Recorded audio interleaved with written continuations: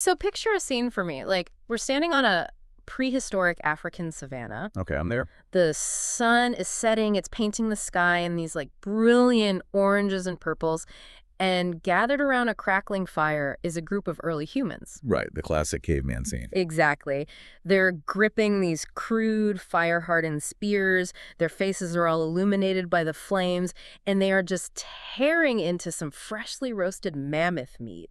I mean, for decades, this has basically been the defining cinematic image of how we became human. Oh, yeah, it is a remarkably persistent image. I mean, the whole man-the-hunter narrative has dominated paleoanthropology for a very, very long time. Because it makes sense, right? Like, intuitively. It does. We see stone tools, we find ancient animal bones with these obvious cut marks on them, and we just assume, well, meat was the primary driver of our expanding intelligence. But what if that picture is missing a massive, like, crucial part of the story?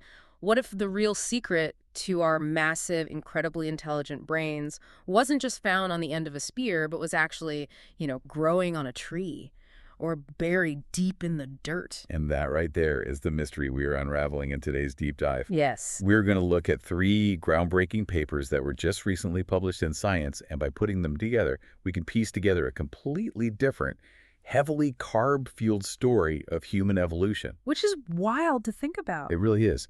So we're going to dive into fossilized teeth, the extreme metabolic demands of a growing brain, and the hidden genetics of our own saliva to see how our ancestors actually fueled their survival. So listen, if you have ever felt completely overwhelmed by modern diet wars, carnivore versus vegan versus keto, or if you've just wondered what our ancestors actually ate to build the bodies and brains that we have today, this deep dive is for you. Yeah, we're taking you on a journey to discover the ancient fuel that makes it biologically possible for you to even listen to and comprehend this very conversation right now. Which I love. Okay, so where do we start? Because to figure out the menu from millions of years ago, we kind of have to test that foundational assumption about meat first, right? Exactly. And the best evidence actually isn't found in ancient campfires. It's found inside the mouths of our ancestors. Wait, their mouths? Like their actual teeth? Yeah, their teeth. So the first science paper we're looking at focuses on a hominin called Australopithecus. Okay. These specific fossils were recovered from the Sterkfontein cave deposits in South Africa from a geological layer called Member 4, which means they are millions of years old. Okay, wait, let me just pause you there. If they are millions of years old, how on earth do we know what they ate? Because, I know scientists usually look at, like, bone collagen to figure out ancient diets, but doesn't collagen degrade over time? It does, yeah. Yeah. It decays relatively quickly, at least on a geological scale. So bone collagen preserves organic matter, and by analyzing the isotopes within it, you can reconstruct exactly where an animal sat in the food web. Right. But the thing is, collagen really only survives for about 200,000 years, and that's under ideal conditions. Oh, wow. Yeah. So for an Australopithecus from 3 million years ago, all of that bone collagen is just completely gone. So if the bones are totally useless for this, what is left? The researchers turned to tooth enamel. Enamel, really? Yeah, enamel is the hardest substance in the human body. It is made of these tightly packed, incredibly dense hydroxyapatite crystals. Okay. And what scientists have recently perfected is this amazing way to look at microscopic amounts of organic nitrogen. Like trapped inside the tooth. Exactly. It gets physically trapped between and within these dense enamel crystals when the tooth is first forming during childhood. So Yeah. the enamel basically acts like a tiny, millions of years old vault. That is fascinating. It's like finding a microscopic time capsule in a tooth. It really is. It protects that organic nitrogen from breaking down over millions of years. Okay, but what does trapped nitrogen actually tell us about whether they were eating, I don't know, antelope or apples? So it reveals exactly where an animal sits in the food chain. Yeah. And it does this through the ratio of 2 specific isotopes, which are nitrogen-14 and nitrogen-15. Nitrogen-14 and 15. Okay. Right, because nitrogen-14 is a lighter isotope. Herbivores tend to excrete it more easily in their urine. Oh, so they just pee it out. Exactly. And the heavier isotope, nitrogen-15, gets left behind, and it starts building up in their muscles and tissues. Oh, I see where this is going. I see the mechanics of this. So when a carnivore comes along and eats that herbivore, they are consuming a highly concentrated dose of that heavier nitrogen-15. You've got it. It bioaccumulates. As you move higher up the food chain, the nitrogen-15 levels just get more and more intense. Right, right. So a plant has a baseline level. A grazing herbivore has a higher level. And an apex carnivore that eats the herbivore has an intensely concentrated level in their tissues, which then gets, locked right into their forming tooth enamel. Okay, so if Australopithecus was this great hunter, or even like a heavy scavenger of meat, their teeth should just be absolutely loaded with nitrogen-15, right? Oh, Like they should look biochemically identical to the ancient hyenas and big cats of their day. right, they should. But the data tells a completely different story. Wait, really? Yeah. The results show that the Australopithecus nitrogen levels were incredibly low. There was absolutely zero overlap between the hominins and the ancient carnivores. Zero overlap. None. The median nitrogen-15 level of Australopithecus was 5.6 per mil lower than the contemporaneous carnivores hunting in that exact same landscape. That is, okay, that's wild. Zero overlap. It's like, I don't know, it's like uncovering the diary of a legendary Viking raider and you're expecting these epic tales of pillaging and feasting on wild boars, only to find the entire diary is just like detailed, enthusiastic reviews of local root vegetables and berries. That is a perfect analogy, Mm-hmm. because the isotopic signature here points firmly to a heavy reliance on plant foods, Like what kind of plants? specifically what botanists call C3 plants. So that includes most bushes, trees, and their fruits in the African savanna. Okay. They were also likely extracting these energy-dense underground resources like geophyte corms, so roots and tubers or legumes. Gotcha. Oh, and there is even a strong possibility they were eating a lot of termites. Termites, really? Yeah, they're abundant, nutrient-dense, and crucially for this study, they leave a very low nitrogen signature. Okay, let me push back on this for a second, though. Are we saying the whole meat-eating caveman thing is just a total myth? Like, were early humans just strict vegetarians roaming the savannah? Well, no, we need to be careful not to swing the pendulum to the absolute opposite extreme here. Okay, fair. This does not mean meat was entirely absent from human evolution or that, all early hominins just refused to eat animal protein. Right, because we still find the cut marks on the bones and stuff. Exactly. What this specific geochemical evidence proves is that regular substantial mammalian meat consumption was not the initial driver of our lineage's success. Ah, so meat was not the launch pad. Exactly. It wasn't the launch pad. So what was their dietary strategy then, if they weren't primarily hunting? Well, the 7 Australopithecus individuals they tested actually showed a massive range in their nitrogen levels. There was a spread of about 6.7 per mil. Is that a lot? It is a significantly wider variation than any other fossil or modern animal group they tested in that environment. Oh, wow. So they were all over the place. Yeah, they weren't locked into one specific food source, like, say, a koala eating only eucalyptus. They had a highly variable, flexible diet.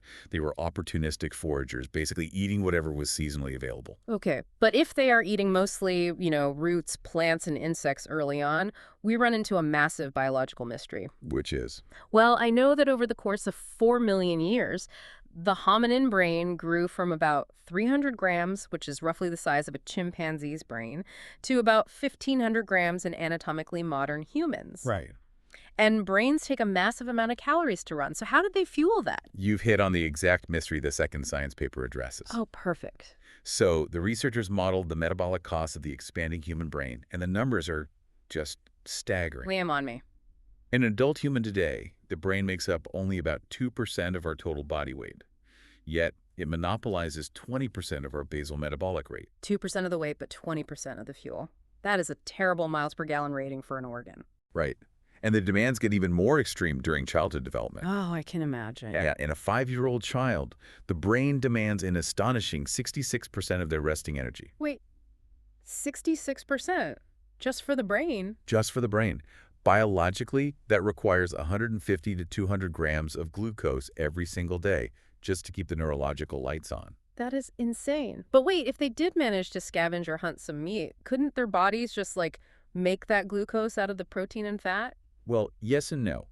The liver can synthesize glucose from non-carbohydrate sources.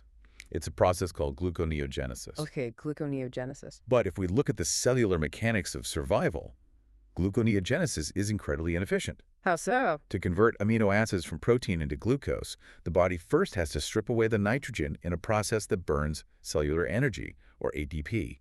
The researchers point out that converting protein to glucose actually costs more than 33% of the energy content of the glucose it produces. Oh, wow. It's like paying a 33% biological tax on every calorie you consume. Exactly. And when you are living on the savannah, like on the very edge of starvation, you cannot afford to waste a third of your energy just processing your food into a usable format. Exactly. The brain strongly prefers direct, ready-to-use glucose. It wants the fast cash. Right. So early on in our evolution, natural sugars from ripe fruit and honey bridged that metabolic gap. Man, that paints a totally different prehistoric scene. Like, forget the guys with the spears for a second. Yeah. Picture our ancestors as prehistoric sugar chasers.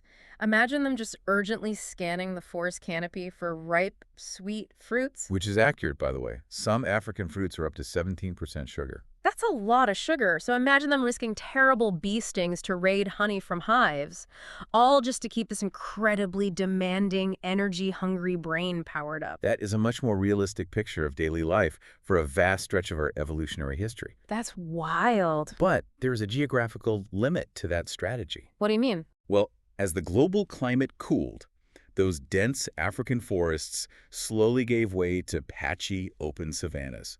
So the easy sugars, like the fruit and the honey, became much harder to find year-round. Okay, so the environment dries out, the fruit disappears. How did they avoid starvation and keep feeding this expanding brain? They had to look down. They started targeting starchy roots and tubers hiding underground. Oh, okay. But starch presents a unique mechanical problem. At a molecular level, raw starch is just this long, complex chain of glucose molecules, and it's tightly packed into these semi-crystalline granules. Semi-crystalline. That sounds hard to digest. It is notoriously difficult for primate digestive enzymes to penetrate.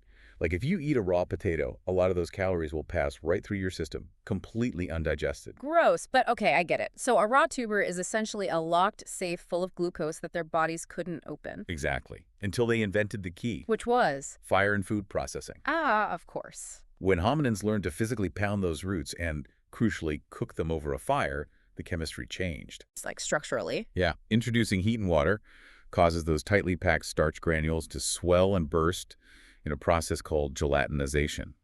The heat literally breaks apart the complex crystalline bonds, and it exposes the individual glucose chains. Oh, wow. So cooking didn't just make meat safer from parasites, it literally unlocked a hidden vault of energy inside plants. Yes. This paper dramatically reframes the trajectory of human evolution. The emergence of our big brains is really a story of carbohydrate foods working alongside animal foods. Right, not one replacing the other. Exactly. It is about unlocking more energy from every available source in the environment. You know, I actually need to pause here for a second and just address the modern context, because I can literally hear the diet culture alarms going off in people's heads. Oh, yeah, we need to be very clear here. We are not saying that eating a bag of refined processed sugar makes you smart. No, absolutely not. We absolutely must leave modern diet tribalism out of this. The researchers are not claiming that modern, highly refined industrial sugars are beneficial for your health. Nor does this research invalidate, say, modern ketogenic diets for certain metabolic conditions. And they certainly aren't arguing that carbohydrates alone magically caused a primate to start doing calculus. Right, right. We are just talking about the harsh biological reality of a prehistoric environment. An expanding brain physically required massive amounts of glucose to function. Yes. And in a world of total scarcity, natural, unrefined carbohydrates, so fruit, honey, and eventually cooked starches, they just provided that high-octane fuel efficiently. Well said. Survival in an environment of absolute scarcity is the exact opposite of navigating our modern environment of extreme abundance. Completely different rules. Okay, so the fossilized teeth show they ate a massive variety of plants, and the metabolic math proves the brain required vast amounts of glucose. Correct. But, I mean, skeletons and math are one thing. Do we carry any biological scars, like any actual genetic evidence of this dietary shift inside our bodies today? We do. And it is actively working inside your mouth right now. Oh, man. Okay, this is the third paper, the molecular archaeology. Yes.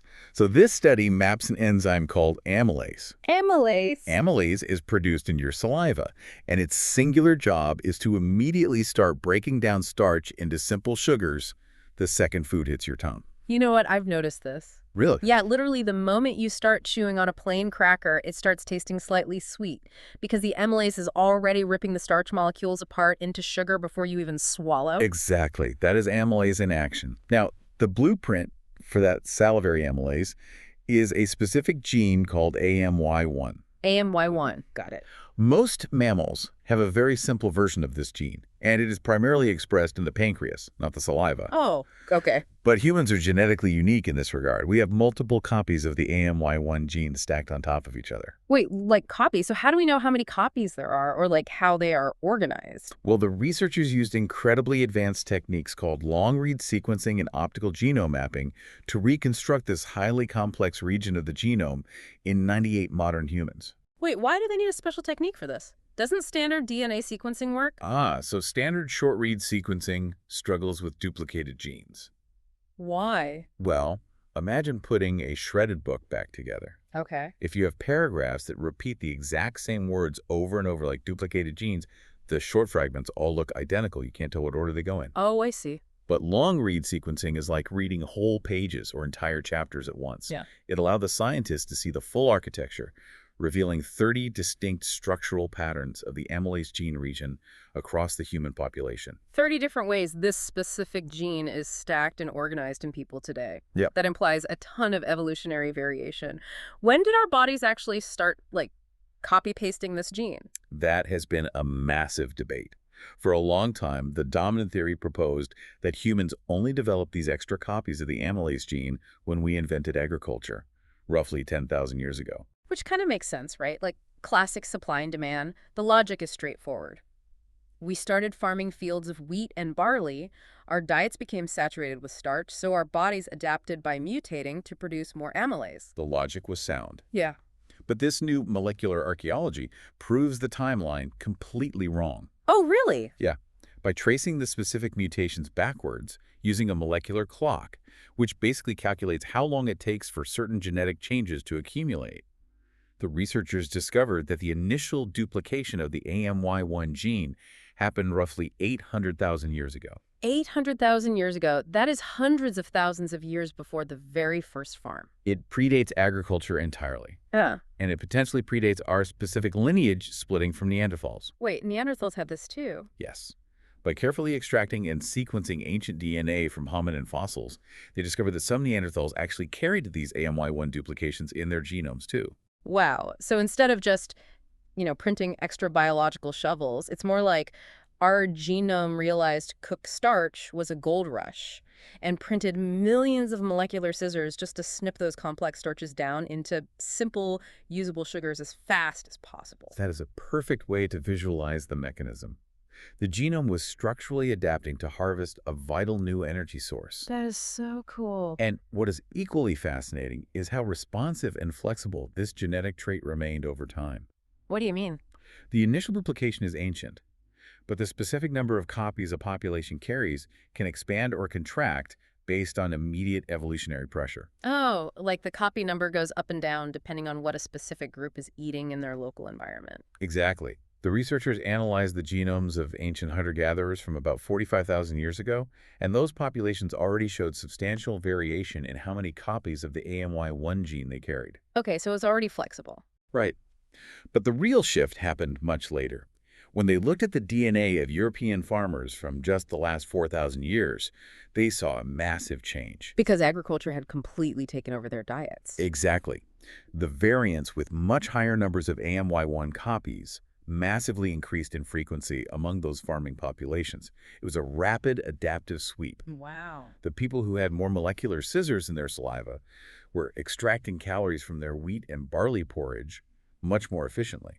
They survived harsh winters better, they had more children, and they passed those high copy genes on. It's just natural selection caught in the act. Precisely. Okay, let's pull all of these threads together because this entirely transforms how we view our own history. It really does. We started with, microscopic nitrogen in ancient teeth from 3 million years ago, revealing that our earliest ancestors weren't top-tier carnivores, but were eating this massive flexible variety of plant foods.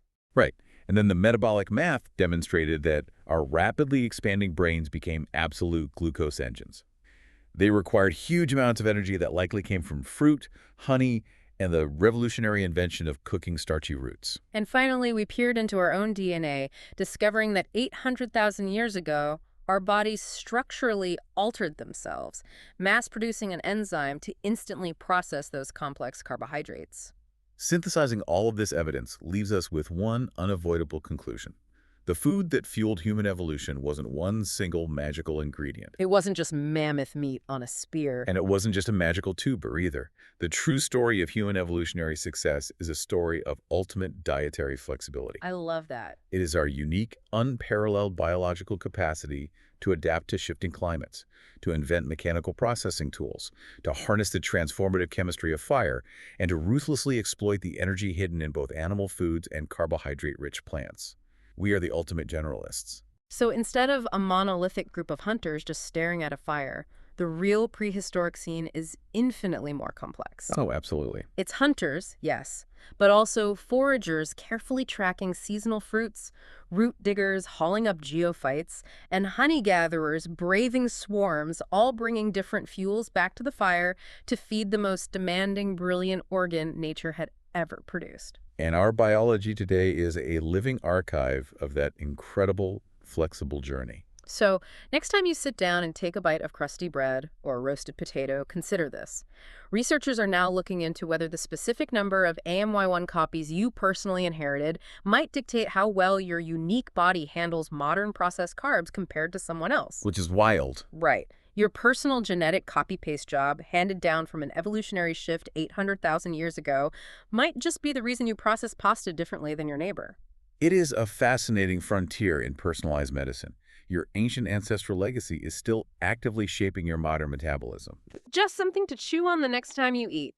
If you enjoyed this story and want more surprising science hidden inside research papers, please like the video and subscribe to the channel. Thanks for joining us on this deep dive. Until next time, keep questioning the narrative.